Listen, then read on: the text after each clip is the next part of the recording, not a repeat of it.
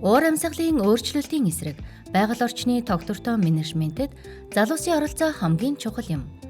Эстрим төслөөс Түнхэл тасганы ерөнхий боловсролын сургуулийн ахлах ангийн 65 сурагчдад ойн тогтвортой менежментийн талаарх ойлголтыг нэмэгдүүлэх, байгаль орчны салбарт залуусын оролцоог сайжруулах, мэргэжил сонголт хийхэд тусалцаа үзүүлэх өдрөлгийг зохион байгууллаа.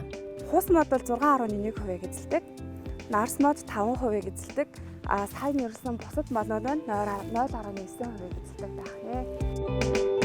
Өдрөлгийн үеэр Монгол Улсын их сургууль, хөдөө аж ахуйн их сургуулийн багш нар ойн мэргэжлийн талаар, хараагийн бүсийн сум дундын ойн ангийн инженер, ойн аж ахуйн арга хэмжээний тухай, эстрим төслийн баг, Монгол орны ойн нөхцөл байдал, ойд учирч болох хор хөнөөлөөс урьдчилан сэргийлэх, ойн тогтвортой арга хэмжээ хэрэгжүүлж буй төслийн туршилтын талбай мэдээллийг өртөөчилсөн байдлаар сурагчдад олголоо.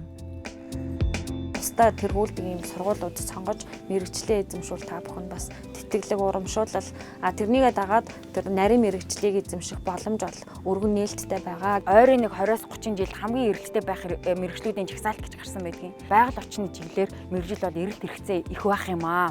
Эрэлт хэрэгцээ их байна гэдэг маань ажлын байр их. За ажлын байр хангалттай байх юм бол эргээгээд энэ маань өндөр цалинтай ажиллах боломжтой байх юм аа гэж үздэг. Эрэлттэй мэрэгжлэлт гэж хайхаар ингээд эмч, багш, сувилагч гэдэг гарч ирдгээс. Тэгээд энэ мэрэгжлээс илүү гоё мэрэгжил байдгийм байна. Ойн инженер гэдэг. МУИС болон ХАИСт маш сонирхолтой олон мэрэгжлүүдээр бэлтгэдэг юм байна. Тэгээд 2 дээр нэмэх нь 2, 2 дээр нэмэх нь 1 зэрэг гадаадад сурч боловсрох зөндөө олон боломж биднэрт байдаг юм байна.